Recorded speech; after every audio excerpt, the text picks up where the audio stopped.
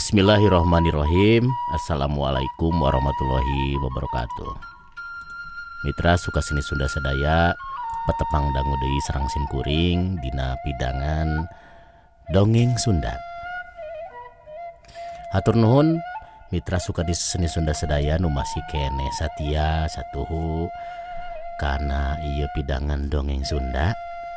Punten boh pilih rada lami nya update-na mitra ngumargi aya kasibukan di sadi dinten di bumi mitranya janten hapunten pisan.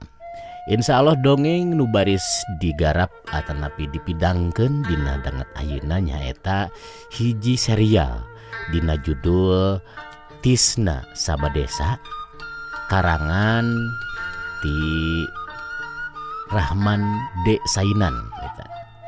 Tisna Sabadesa teh diterbitkan ku Sumirat Bandung tahun 1867. Mitra suka seni sandaya supados teu nyangkolong kana waktos urang langsung wae pedar ieu dongeng Tisna Sabadesa wilujeng ngadangukeun. Manja heureut tahun 1835. Lemur mencil jauh ka ditu ka dieu. Ayana di wewengkun desa jeung kacamatan Buah Jati Kabupaten Bandung teh disebutna Manja Heureut. Ting parentulna imah-imah leuit jeung kandang muning jadi ciri yen pakasaban urang dinya nu kacida gegekna teh lolobana kana tatanen jeung malawija. Biasana di lemur ieu lamun hade sore hade poena. Kira-kira bada asar rame kudu ngadon ngalayung. Bujang jeung lanjang atawa barudak arulin silih udag jeung pada baturna. Turut-turut sisi jalan kampung. Tapi hari tamah ti iseun. Lembur teh cemrek-comrek jempe rehe sepi jempling. Geus aya kana opat usumna. Dur bedug asar sarerea geuwat ngampih ka saimah-saimahna. Teu saurang-urang acan nu wani ngulampreng deui di buruan atawa di jalan. Ngalong ditepas ngulampreng atawa ulin pasosore di buruan sarua jeung nuntun Raja Wisuna ku pamalahna Mas Jibja.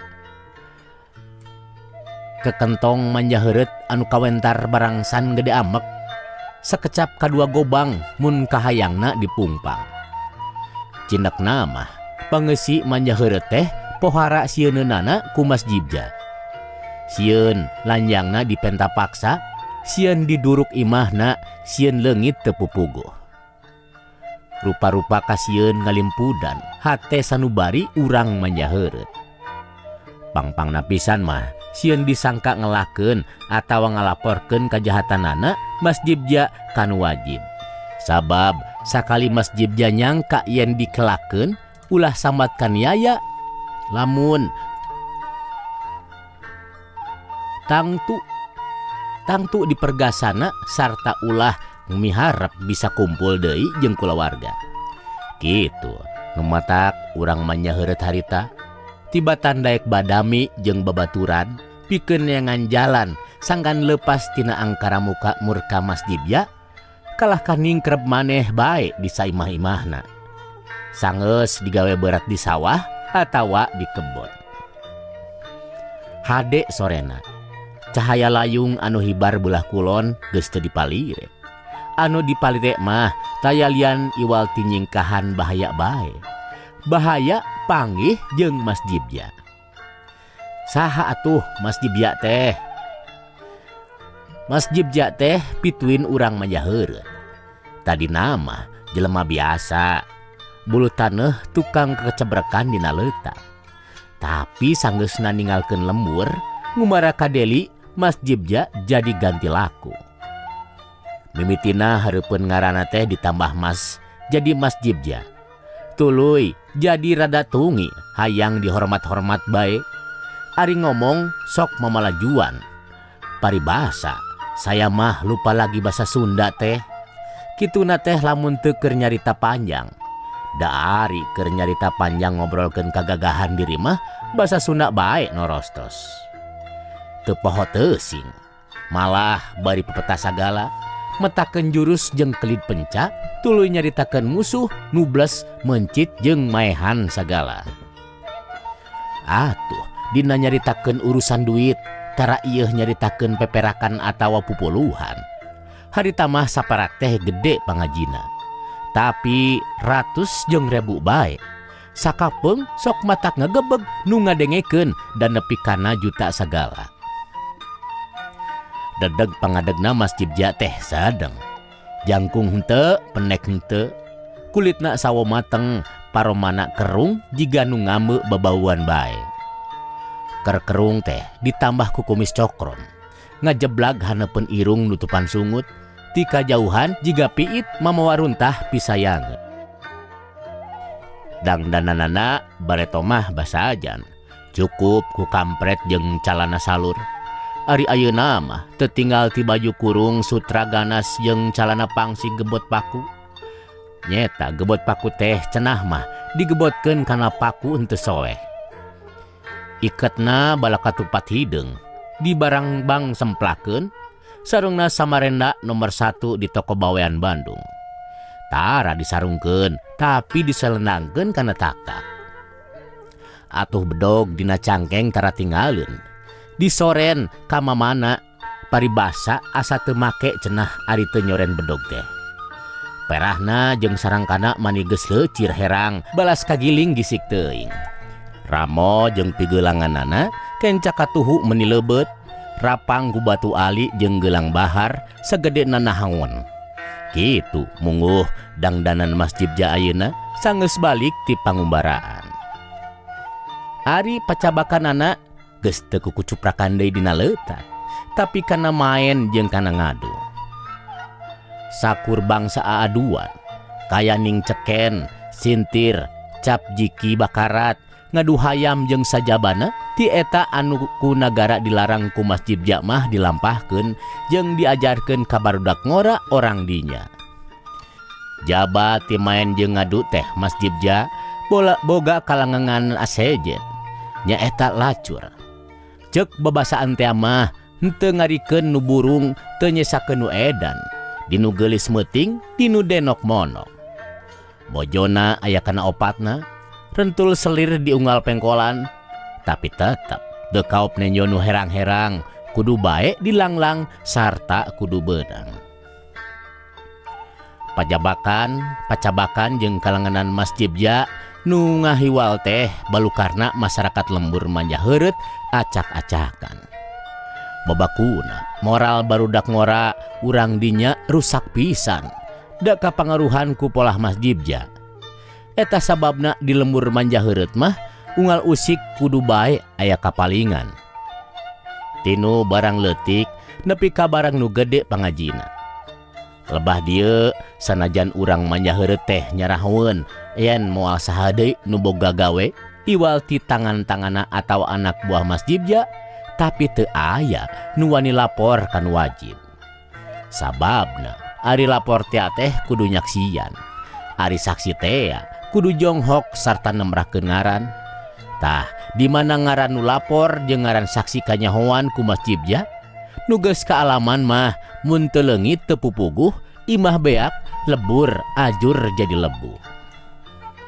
Kayaan kitu teh memang teu bisa diantep. Ceuk hiji jelema tengah tuwuh ngomong sorangan bari nutupkeun panto pager tuluy ngajanteng mencrong ka jauhna. Nyerangkeun lembur hanapeun cahaya panon poe anu reup-reupan rek suruh. Geus mang taun-taun manja heureut narikolot ti ruksaku Mas Jibja. Kumaha atuh akalna sangkan pulih deui sabiasa. Mas Jibja beuki lila beuki motah jiga nu edan. Carekna deui ngagereyem ngomong sorangan bari tetep mencrong ka jauhna. Eta nu tengah tuwuh kutuk gendeng ngomong sorangan teh ngaranna Martasim, tua kampung manja heureut.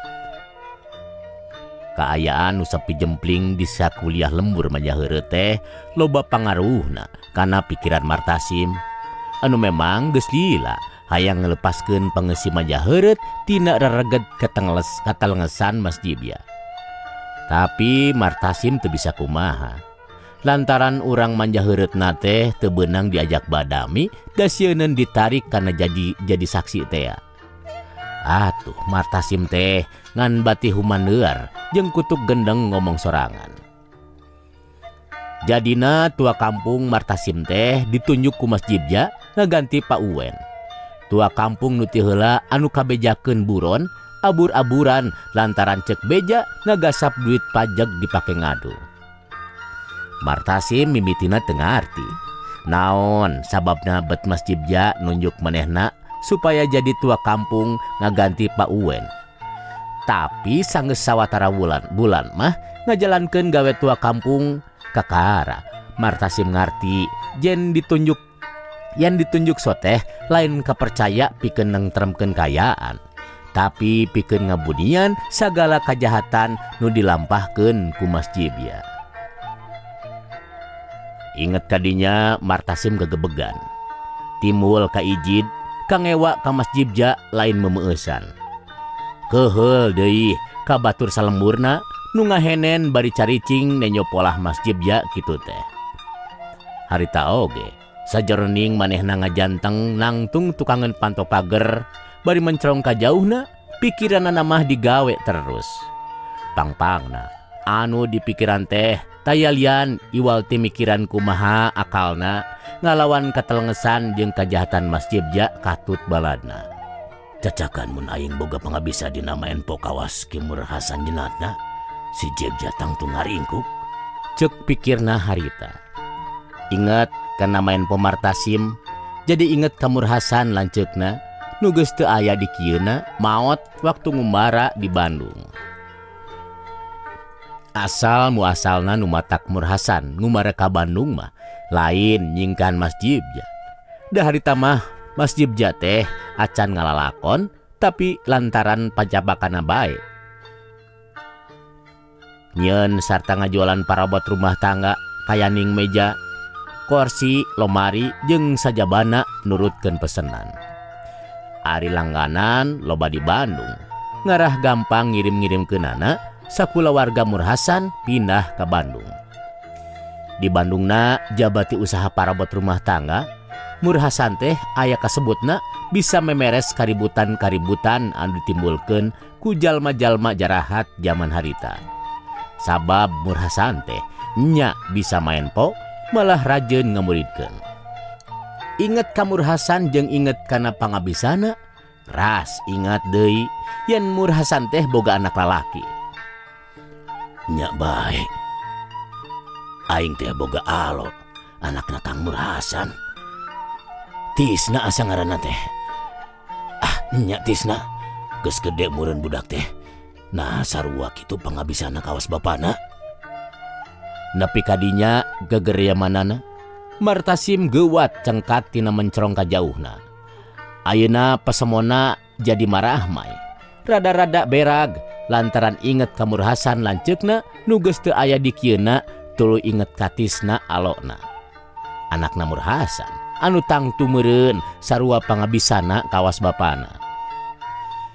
Teng manuk teng anak merah kukuncungan, piraku bapana bisa maen po anakna teu bisa onaman, cek dina pikirna harita. Bari ngajengkat ini ti tukangan pantau pager buruanana.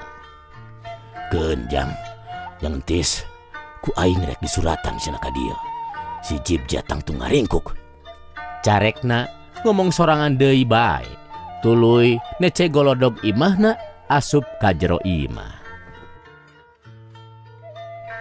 Kakara sore harita, pikiran Martasim bungangan, da ayeuna mah geus cinek yen kudu nyuratan ka Bandung.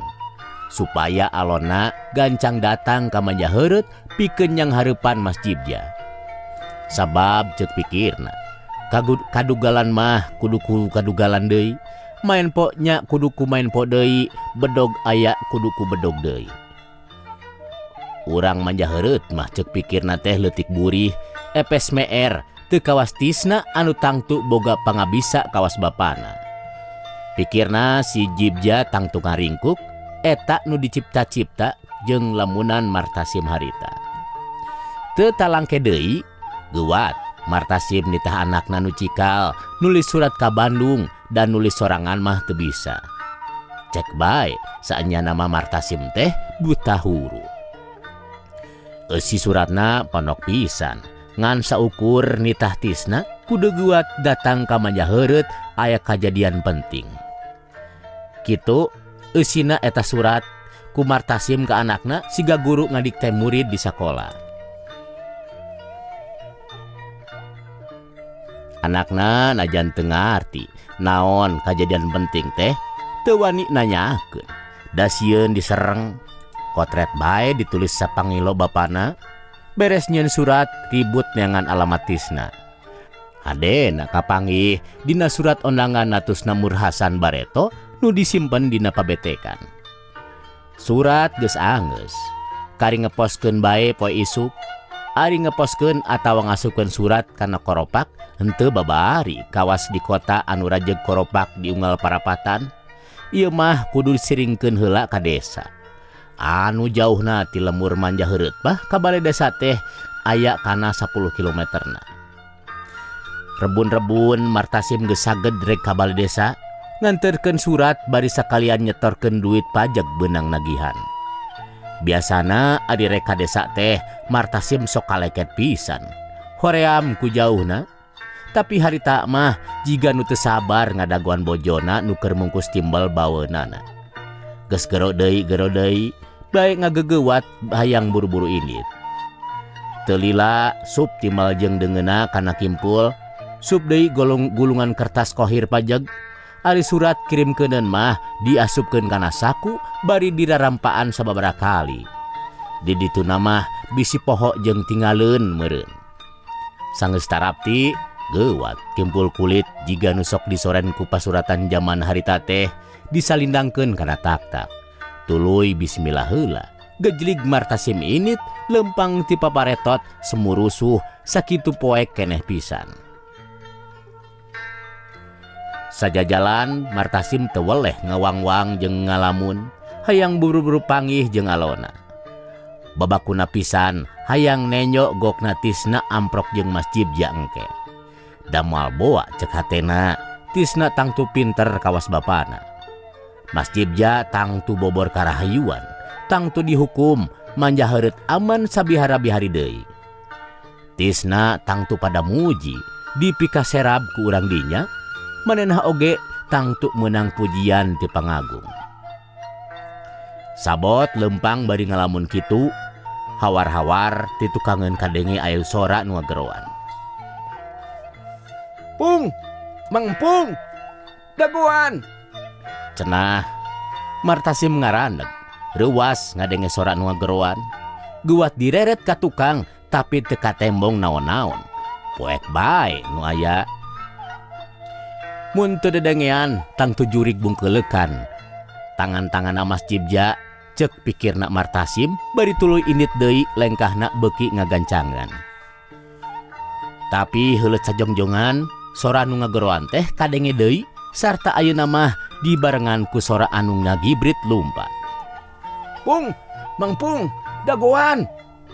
Brig brig brig sora suku beuki jelas.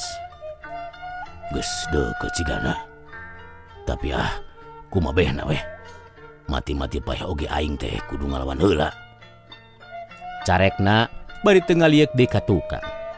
Martasim jongjon nuluykeun lumaku. Barang geus rada baray-barayan rek caang, Martasim teh kudu ngageroan ka susul. "Mang Empung mah di geroan teh noyod bae," cek hiji budak ngora nyampeurkeun bari haruha hareho. Ayeuna mah sidik nu ngageroan bari ngudag teh Jang Acim, anak nu beunghar di Manjaheureut anu anyar keneh nampa warisan lantaran katinggal maot ku kolotna. Jang Acim acan jadi tangan-tangan atau anak buah Mas Jibja. Tapi bisa jadi karena daftar calon mah Jang Acim teh geus diasupkeun dameh unggal usik cek babasan teh mah idek liherna teh di Mas Jibja yang hareupan lapat sintir. Sakitu banda kaya titinggal kolotna nu mangrupa sawah, kebon, imah jeung munding sabaraha rakit teh beuki ngorotan pindah kana leungeun Mas Jibja. Jang Acim taya kapok. manan kapok kalah katamah gawok. Harita oge bari haruhang harehoh nyamperkeun Martasim dina leungeunna nyenyekal gulungan kertas. Moal naon deui tangtu segel sawah atawa kebon gadekeuneun. Jang Acim geuning. Sugan teh saha boro diantep. Rek ka mana Jang Acim teh? Jeung aya naon gegeruan bae tadi? Ceuk Martasim miheula nanya. Puguh rek ka desa, Mang. Biasa bae, Mang. Butuh duit kuring teh. Rek meresan ieu segel sawah. Ari di jalan keung. Aya Mang Empung di geruan deh noyot bae. Baruk keung. Lain tara keung ari nyobat jeung Mas Cibja mah. Martasim nyindiran, tuluy bari leumpang. Mang Empung mah sok awon banjero ari keung mah nya keung bae. Najan nyobat jeung Raja Jimbul ge. Jawab Jang Acim rada nyereng tapi bari seuri.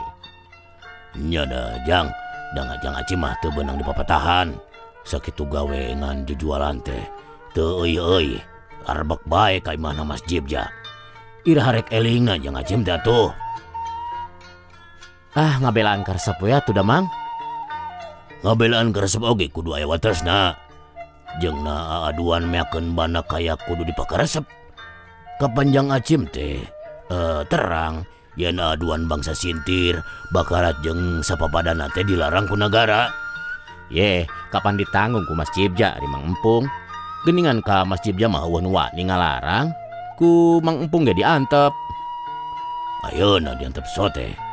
Martasim na malang bari rada nyentak sabab oyong omongan Jang Acim kadengena teu ngeunah jiga nu nyengklek-nyengklekeun.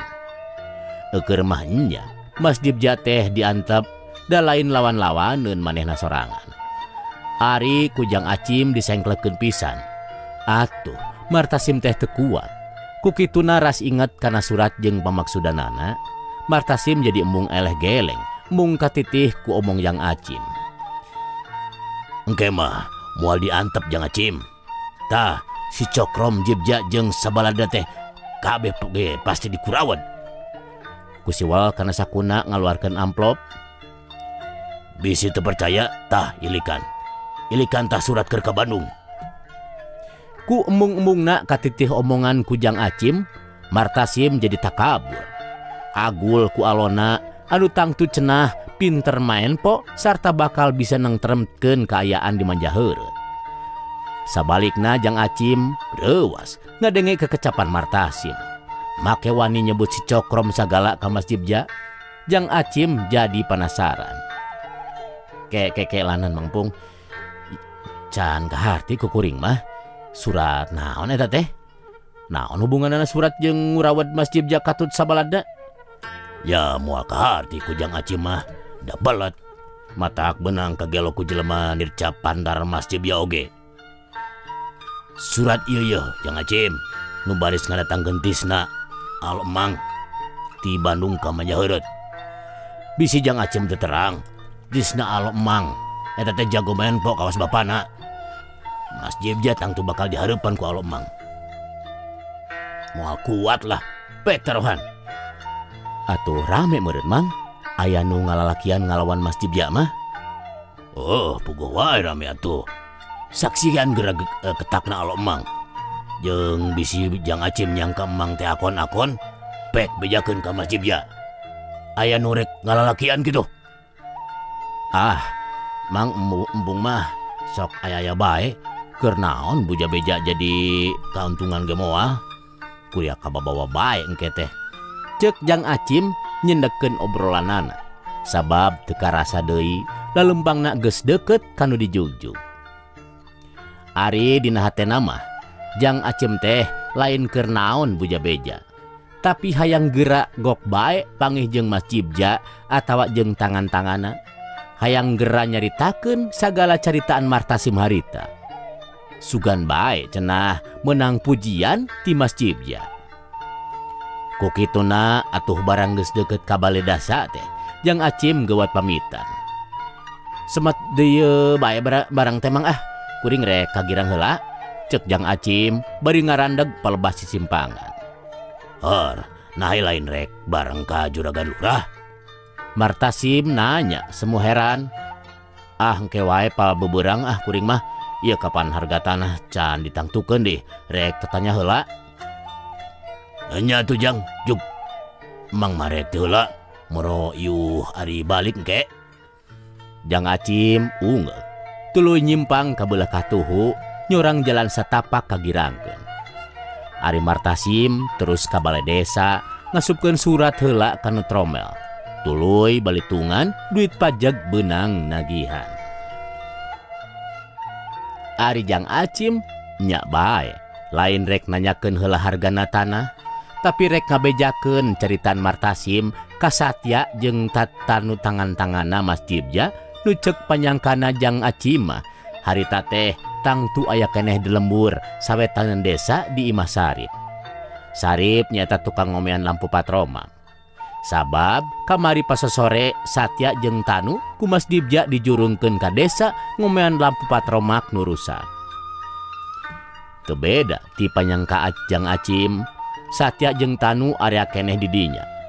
Jigana bae lampuna teh geus meunang nyoba sata geus anggeus diomeanana, sabab Satya jeung Tanu geus saged rek baralik ka Manjaheureut. Malah lampu nu rek dibawana oge geus aya dina golodog keur dielapan ku Satya. Sadatang-datangna ka dinya Jang Acim geuwat ngurus Satya bae. Ari Tanu anu keur ngebutkeun sarung polekat belelna ngalieuk bangun nu rek nanya. Tapi dipiheulan manten ku Jang Acim. Ulah geruh. Aya pibejaeun. Tuh di ditu urang nyarita. Cek Jang Acim bari nunjuk ka lebah nu rada anggang ti Imah Sarip.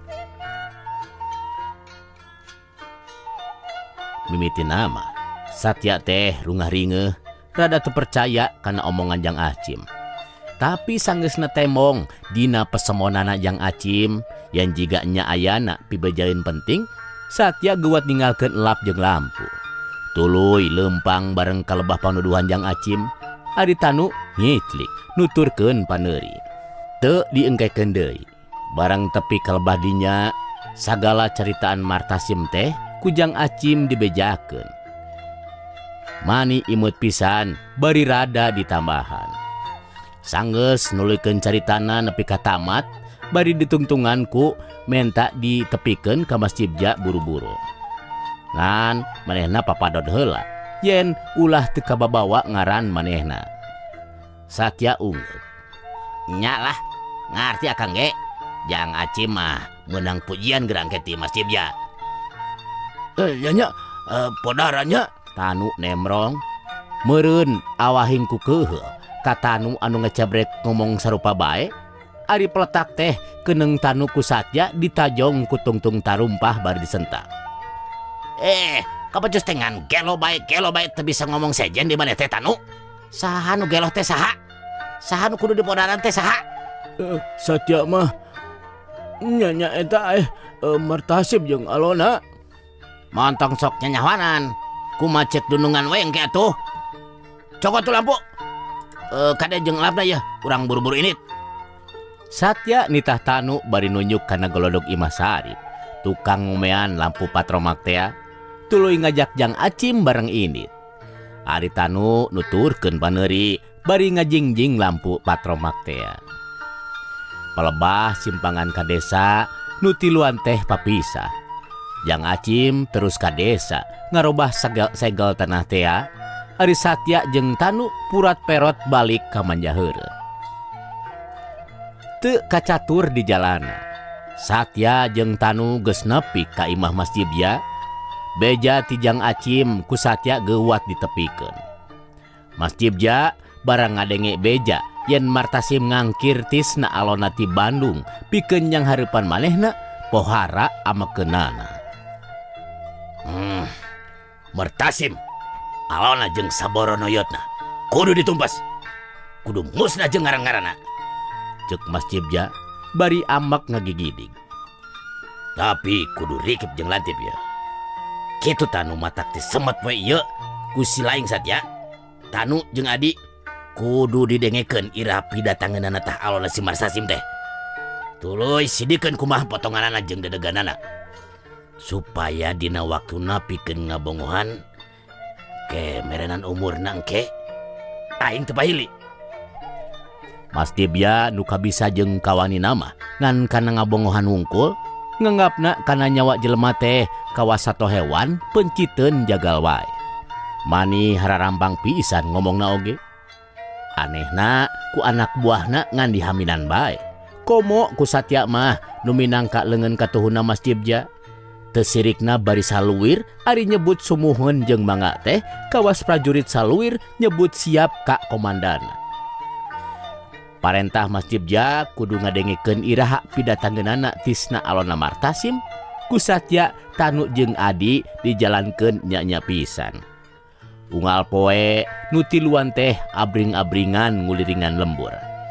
Tanya-tanya ka unggal jelema sugan aya nu terangeun tina hal Martasim jeung Alona.